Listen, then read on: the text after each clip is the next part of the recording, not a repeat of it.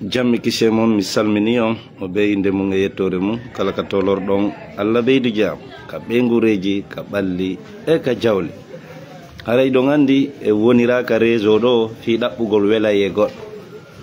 fi wadugol ko welata god e wonira do kadi fi wadugol ko mettata god mo be no waawi nyaawurde piiji di wadeten din e faamu makko yande makko e wona contre Paul e wona contre Pierre ko honnum faala den ko hebugo société communauté ɓeygure musidal leñol tawangol e ɓurɓe kelɗude e cende ɗen fof objectif on fof no e ko adi ko mi lando ono wonɓe connectorde ko wiyete données mobile harana wifi laggine ɗo ko honno wonɗon gerdude sabu nayila mi wilaɓe mi ari kundara ko ɗum woni connectorde kono moggo hoore anden sumi tellement que facturation on mi wi goɗɗo no windi hankin wo ko lagine to sodata passe mois e nder mois goto laabi jowi gonga selluɗo iɗo landi ko honɗum ɗum ɗo wawi wonirde honno ɗum ɗo wawi marsirde ndi leydi men wiye passe mois soda lanna e nder yontere hara yontere timmal soda kadi passe mois lanna so e nder lewru ndun soda laabi sappo vraiment jaka hiɗon soñji hiɗon tampi hiɗon ɓitti e haray ko suka men windi ɗo hanki windande mi tanjini haray vacance on fewndi ɗo mo beno faala ƴettugol gueɗal jomum naɓa ka markage ka internat jo waɗa ton o 3 mois vacance ɗo ndara so ɓeydoto e diina makko kan o windi nden toɓɓere o wi'i 4 millions fi 3 mois o landi ene ɗum ɗo ko fi Allah ni mi sikkude jokkamɓe ngol laawol ɗen golle on sacrifice ɗon ɓe aray ɓe fenna mo ɓe inna nono 4 millions de ala kaƴantede ɗum no ɗuuɗi kono alhamdulillah mi ɓe aray ɓe tentina ɓe heyɗintina ko wi kon 4 millions ji ɗi wo hayɗi woɓɓe maɓɓe woodi fanɗi ɓe waɗi ton estimation ji wasi menen na lagine men jooɗi wasina guine ɗo menen me woni ɓe estimani men ton woɓɓe naati e calcul ji min kadi mi waɗi calcul an on mi weƴƴiti joni wiye markage ɓuur fandude mo jogui yimɓe fay koye noga e janggoɓe si ɓen yoɓanama lebbi tati 4 millions lebbi tati 4 millions ɗum ko combien non par lebbi tati ɓiɓɓe nogayo 80 millions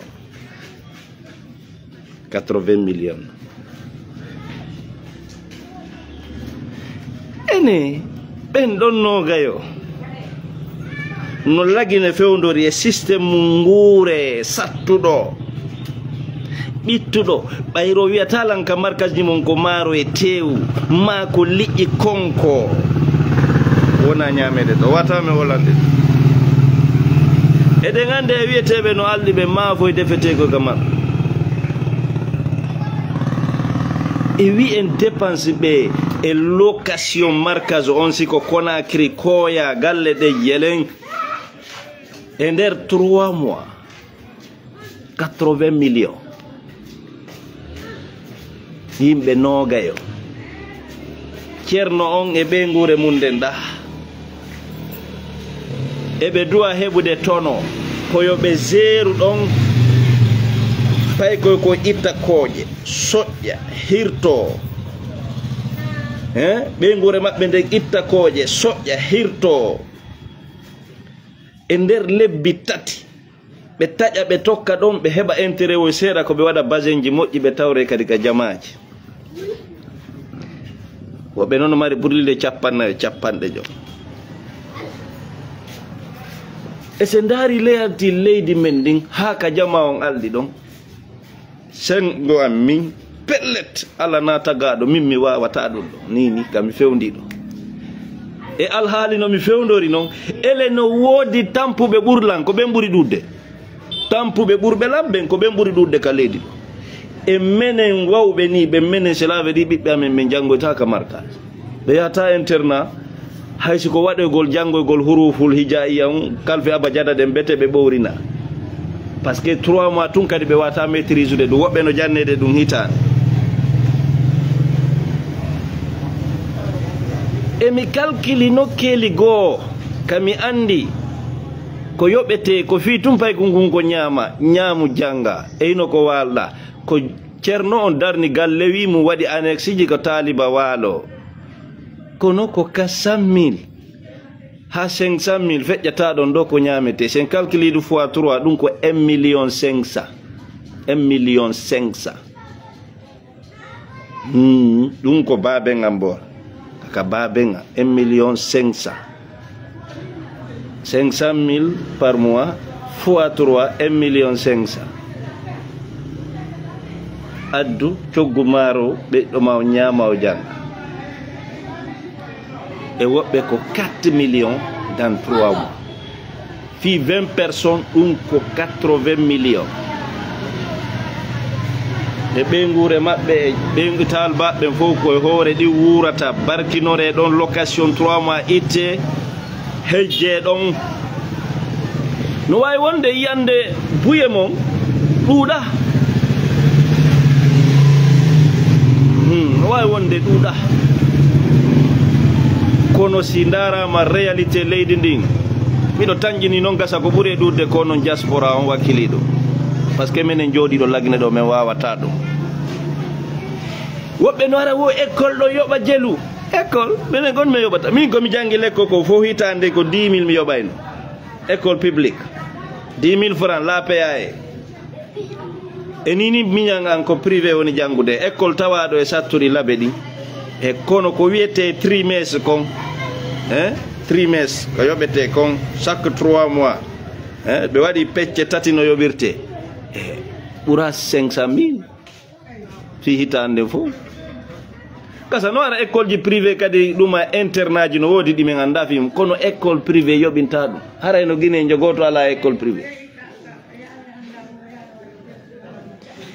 ka tigi tigi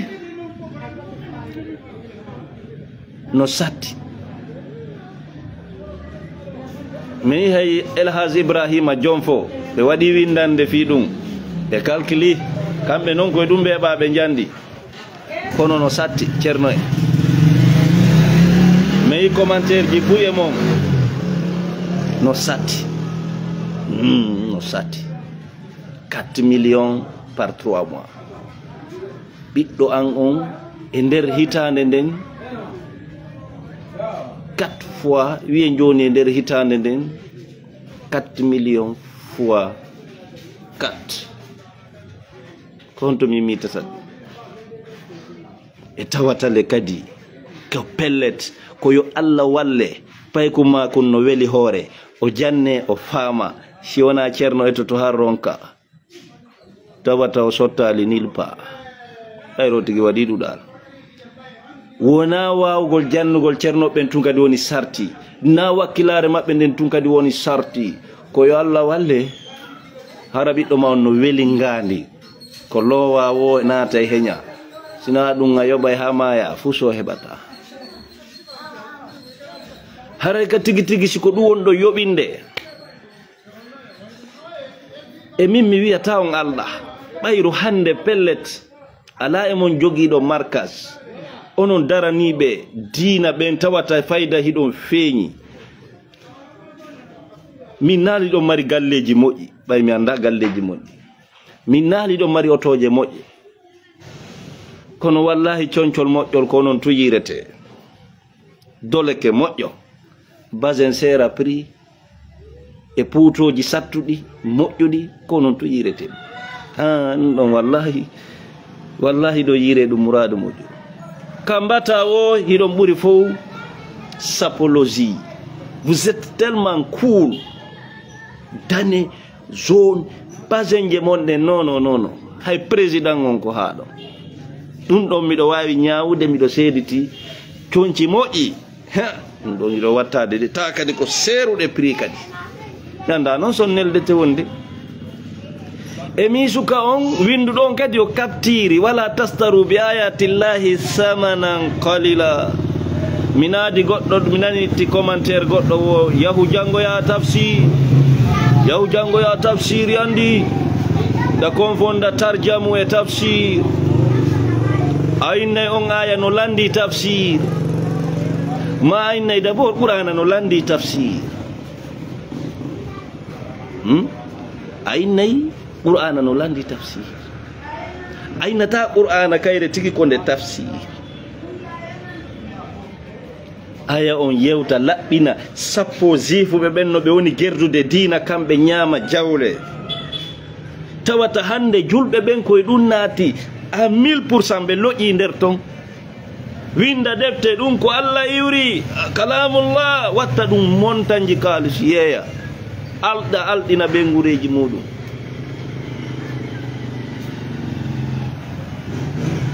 e se landodiri ko honno ka hewtiri en ko jellu yoɓɓa ko jellu itta réponse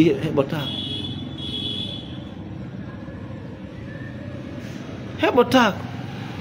sabu na nela ɗon ko ɓe waɗana geɓal kaka utte kaka piiro kaka jihadi ka ɓutti ɗon koyo ɓe wakkilo on no ɓe ngure maɓɓe no feƴƴinirta ko siyahama piiro heɓuki Allah wi awa ɗon wa anna lillahi khumsahu walirrasul walidil qurba Allah waɗani nela ɗon geɓal si piiro waɗama goɗɗum heɓike ton nela ɗon awa dey no mari geɓal le muɗum si yaɓe ka kamɓe ko ɓe yara hay ɗon ko ɓe inni kala ko jokkuɗa heɓuɗa hara ko ɗum ɗaɓɓere ko komi jokki ɗo nela ɗon no mari geɓal ɗo mi heɗike woɓɓe maɓɓe no yewta kamɓe kala business mo jokkuɗa mi hayɓe calcula ko par mois kala ko ya ndaru joɓe ngel 5% on itta 5% on itta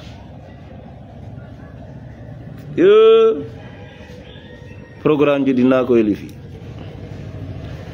haray no satti si tawi on tentini ɗum ɗon 4 millions par 3 mois pay kum fiyo janggo alquran e interna haray no satti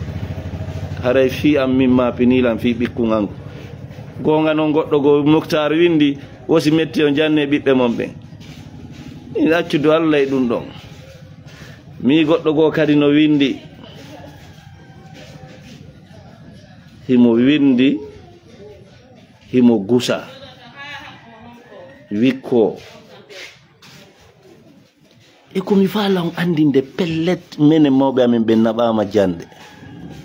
kono ha hande ɓe yoɓinaga toon de ele ɓe jangi Qur'an ɓe jangi fannuji to moƴƴa ɓe ar koko bawe maɓɓe ƴettina ɓe cardi domugol duwa e feccerno maɓɓe pet e min miɗo jaɓi yon jannu yoɓi noon kono fi Allah wata on feƴƴinti ɓayru ko golle fof wonno accitude ko welaynolan yi'ugol ko welaynolan yi'ugol ɗe duɗe hande wallahi ko ɓe remu ko ɓe ñamata ko sago an simi naɓa e ɓiɗɗo an ka o jangata kaka o kurkoto kaka o yangoto kaka o ɗartoto wonna ñamgol Frochette sifa markaz gono Dakar ɗo marka académie américaine fala ka ɓiɗɗo an e nder sago an simi naɓay basir mo an kaka remete ka ñamete ɗon une si ñame billahi kono ande talbaɓen fo woni sina seeɗaɓe Allah waɗi barke mum an kono min mi moɓirta sukaɓe nogayo sukaɓe 50 mi ronka hectare nogay komin ugginomi rema haysi 100% komin ñamata ko iwata ɗon awa bete 50% yalta ɗon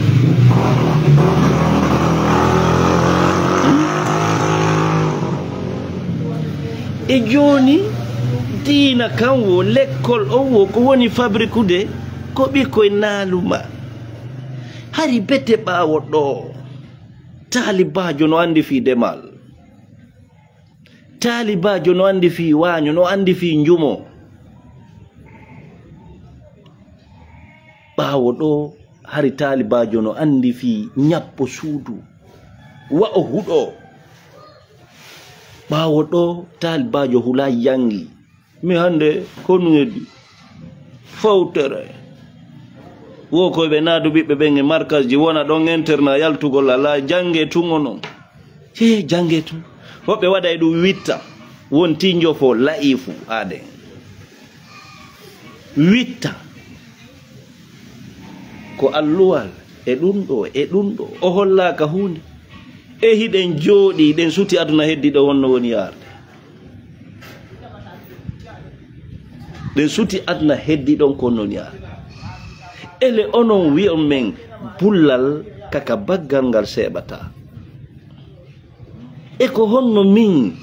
ɓiɗɗo a jooɗota duuɓi 7 ha 10 nokku ngotum galle goote o gollo ekkitotako mecce o golloyta goɗɗungo ko jangu tun ene on janguɗon tun est ce que ɗum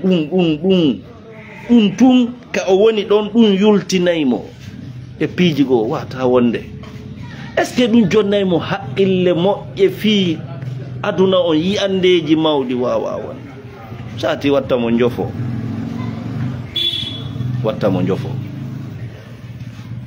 haray darte nden toɓɓere onon waɗuɓe markas ji no ittina ɗum ɗon jama o marɓe ɓe fof yo yoɓu hay siko 20 millions no muƴi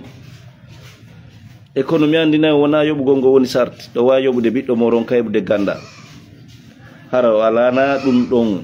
Allah tagiramo ɗum par ce que hay kamɓe ceernoɓe ɓen ɓe ala taskade ɗum sina ɗum sa woni ceernojo ɗa jannude fayɓe tasko ɓe jangu payɓe ɓe halfinaɗa ɓe ndaaruɓe moƴƴa ndaara yultoyeɓe ɓen ɓeeɗa si tawi gudu sottata marsata yeeto maw maɓɓe ɓen oɗo wallenmo o waɗa mecce jannenmo no juulira yo yahu o janga métier ɓe waɗata ɗon droit wadde ɗum ɓayru pellet gandal hunji gandal bindi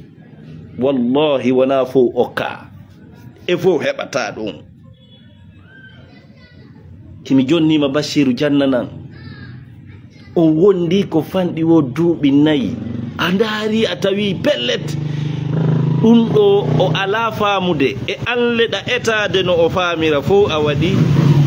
a heɓi hikma e makko wondema oɗo gandal ɗum ɗo o yultoyta o wonoyta gando o wata wonoyde ceernojo ma wawata wonde towuɗo alluwal noddan ceerno bayillo ha kum pay kum mom meɗen etade ceerno kono no mi yiri noon wata yultoyde haray joni no juulirte no sallikorte no longal lootorte no zakka ittirte no hajju warroyte ɗum ɗo fof min jannaymo joni ndaren no o yaara o waɗa mecce no moƴi wallo mo waɗ heɓa ɗum ɗon o faama ɗum ɗon hay so heɓoy jawdi tawi o yeggiti mo wawi landita ma o fokkitoye makka mo wawi wattude formation ji waɗeteɗi ɗin fiyadu makka suuma e fof hara o andi honno horirte woni julɗo haqqan kono fi towgol allu hunjagol Qur'an heɓugol fannuji cangaɗi ɗum wona fof okka mo ɓe noon no faala heɓude on ɓiɗɗo kono na fof okka ɗum ɗon andi ɗum e nder temedere taliba si heɓoto toon ko 2 ma 3 ma ɗuuɗi ha jowo janngoyoɓe a yulta wona ceerno ɓeɗen suti duɗe ɗen no heewi tew ekkere ɗen majja duuɗe ɗen no heewi tefo wonɓe janngude e kono noon babiraɓe goo no waɗa barki hiɓe fini hiɓe andi objectif ko ɓe on naɓirde ɓiɓɓe maɓɓen ko duɗal ko haa ɓe heɓa ko wiyete kon faamu diina ɓe anda ko diina ka woni honnu ila ɗon ɓe orientude ɓe kisan siko métier ɓe waɗata siko goɗɗungo e jokka fi gurdam maɓɓe hare min ko dumar ko mi holla duude den hande be tafude foylema école jidin tafude naaluma e min dey kala marbe ka remete si nyame talba ya tarema be yaha be ayna be soñita tawata karmo ko no mari ko wiete kaybor rusudu hudo chaque 6 mois ma chaque hitande ko renouveler tendu nyappodi ndi karmo ko no mari tutugol ledde karmo ko no mari objectif ji mawdi min bashir no do de ala kono ina bogol ka wattete dammi watte naaluma susata yangi susata golle ko jelo hande nabe duda jango ya Senegal nabe do e leydi Mauritanie be arta tawa ils n'ont aucune vision de la vie si wona yobe wadu sifa o markaz don be tuina yimbe be ala lawol go be ala hakkille go si wona yer yawbe jangi towi seda si be arti be ala objectif yangi go e dabbere go e technique go e gandal go sina wadu dudal ko dum joni few arayna fere changer système jidin yo dum changer ka lawdi do min naali ono wonirbe nakiri amma wonirbe Fuuta Jallo Fuuta men yidata onon duude Fuuta Jallo tafe sugabe ben ono cerno ben holle men gollete acce ollon sukabe yandi gollete babe nga wadana no duma jasugol jaman nokkure go e caangol jaha kaaje no irte gravier jette kaw mabbe mi ala jidayen no wakkilo e dum muradu mo juru cerno en kadi no immi habito mema talba wiano o memata e na min kadi mi gollay on memata te balde do fobe ka wuro ibe yangoto hari ko rema sinyama haka sakkitoru ngamenen me yahay gesa menen talban ko yo men unu maro kon ko yo unu bappa men no do ko be sede pore woyno woduno etir ko maro talibajo kara zera idon ko simi fokkitile ko mi ettu siko yumma defata minna hino do maro kon billahi wallahi simi wadal dum mi nyamata menen ko non men neira si a unali a nyamata si tawi dimas hewti ko yo men darano ukkere men lupo mo be 7 kilo andi wono poro etir ko kilo go ne bi hadi ko koy wodano a unay 7 kilo mara bimbi kala eta wiya nene e ino do ma nen mawdo hino ma yaaye tanti ino do mara ko anko si yaha l'école no zardi a nyamda ko du yangi ko du janjaki hula yangi ko buri mettude fu ko yangagol hara hebata Angola Luanda sare kado ko wiete Lunda North Lukapa otigi hayno wonde jasobe ka burure balde tati balde nayi yontere ko be jakki womi jakka ko nedi watan mo holla ka dum o gayna susta dum tawata ko on latu kaba be dartata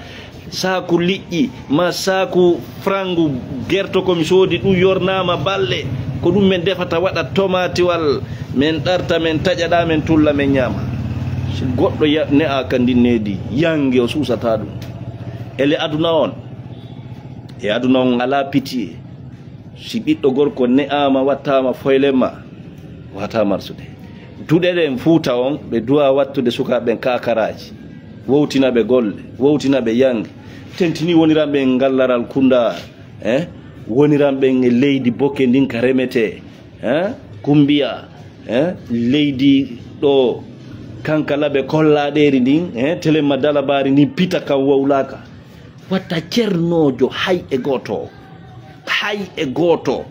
jodo do e sukabe be duubi sappo hitande timmunde hay sangare mali nabu be ngesa goddo wallo ye kaari dulagol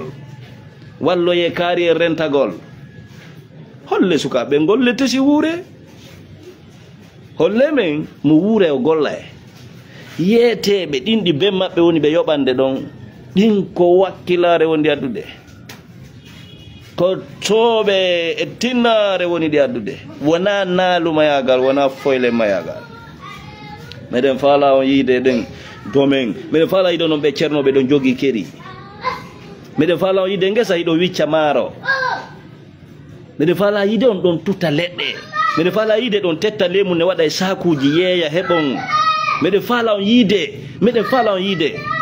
meɗen faala on yiide min wi hara na Allah wi nelaɗo wi tun meɗen faala on yiide pour les réalités de la vie par ce que ɗum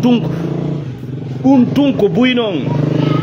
yigol docteur wuri en ɗo no jogii keri no rema ɗum fiinaylan ko ɗuuɗi ɓuri koɓe wiyata yo remen ɗum serva quoi kere mi watarde wola ɗo remen si mi yiɓe jomɓe jogii keri ɓe remude ça va me servir de leçon mi yiyaɓe no ka ngesa no reme mi yiyaɓe sanga dartete ko honto fewndi sanga soñitete mi yiyaɓe sanga zakka mum on ittete wa atu haqqahu yawma hasadi mais jamais on voit un taliban karamo ko qui fait cette pratique ko ɗum waɗi remoɓe ɓen hannde ko mbo hay haaja ittugol zakka demal yiyaɓe fewndo ɗum gayna ɓe itta zakka on ɓe nawa ko ni ittirte avec des vidéos avec palpable kamɓe tigi ka terrain ɗum no ɓuri ɓayanaji yoloma yalama que ça soit clair ara mi acciti on mi yeehi ka faro on jarama banta salamu aleykum Alassane Sow hiwrama depuis États-Unis d'Amérique tarambali ɓen depuis Sénégal lami Alaji Mala salmina Abdoullah hiwrama hiwrike bappan Adraman ɗo Mamadou Baylo Comfo depuis Italie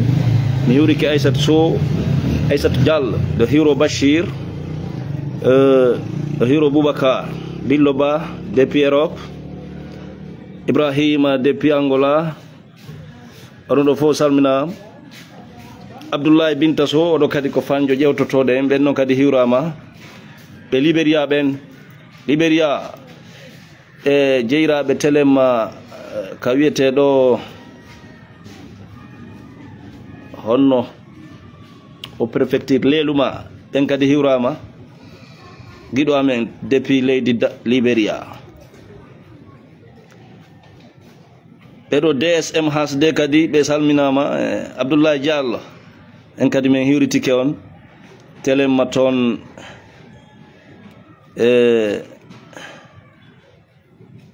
awa haray ko ɓeɗo miiɗo fayda ɓe mi merodiri seeɗa. Assalamu aleykum cara